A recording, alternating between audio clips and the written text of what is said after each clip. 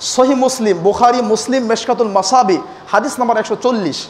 আন আয়েশা রাদিয়াল্লাহু তাআলা আনহা ক্বালাত ক্বালা রাসূলুল্লাহ সাল্লাল্লাহু আলাইহি সাল্লাম মান আহদাসা ফি আমরিনা হাযা মা লাইসা মিনহু ফাহুয়া রাদ্দুন।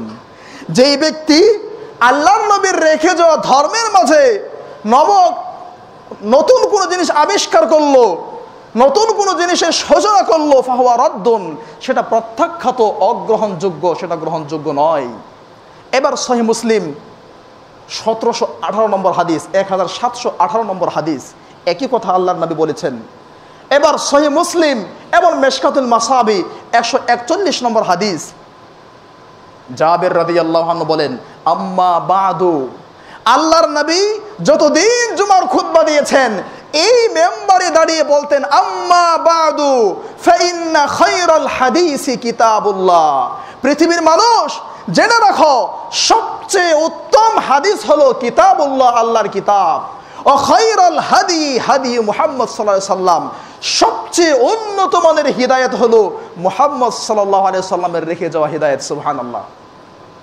আল্লাহর নবী বললেন 3 শ্রেণীর মানুষ ঘৃণিত, পচা, 3 শ্রেণীর মানুষের কোনো দাম মর্যাদা আল্লাহর কাছে নেই। হাদিসটি পাবেন বুখারী এবং মিশকাতুল মাসাবি, হাদিস নম্বর 142। আবগাদুন নাস ইলাল্লাহি সালাসা, এক মুলহিদুন ফিল হারাম, মক্কার হারামের ভিতরে যারা অন্যায় করে এরা আল্লাহর কাছে ঘৃণিত, নিন্দনীয়, এদের কোনো দাম মর্যাদা আল্লাহর কাছে নেই। 2 নম্বর, মুবতাগিন ফিল ইসলামি সুন্নাতাল জাহিলিয়া, যারা ইসলাম ধর্মে থেকে জাহিলি যুগের নিয়মকে কামনা করে, আরে তাহলে কি তারা ভুল করেছেন, হ্যাঁ তারা কি ভুল করতে পারেন, এইরকম কথা যারা বলে তারাও আল্লাহর কাছে ঘৃণিত। কেন? বিবেক আছে, একটু চিন্তা করতে হবে দিনী ভাই। এরপর আল্লাহ নবী বললেন, অমুতাল্লিবুন দামিমরিইন বিগাইরি হাক্কিন লিইহরিকা দামা, অন্যায়ভাবে কোনো মানুষকে হত্যা করা, এই হত্যাকারীও আল্লাহর কাছে ঘৃণিত।